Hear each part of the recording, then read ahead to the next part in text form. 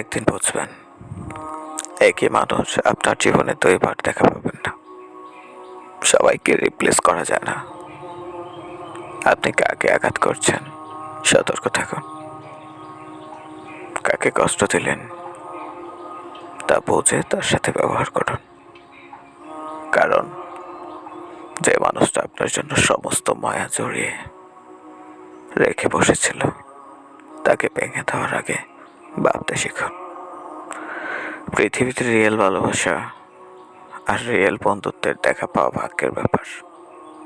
যদি আপনি তার দেখা পেয়েও হারিয়ে ফেলেন, তাহলে আপনি অপরাধ বোধের সাথে চিরকাল বেঁচে থাকবেন এবং নিজেকে হাজার হাজার বার প্রশ্ন করবেন, হাজার হাজার বার জিজ্ঞাসা করবেন, কেন তাকে পেয়ে হারালেন, কেন তাকে পেয়ে হারালেন।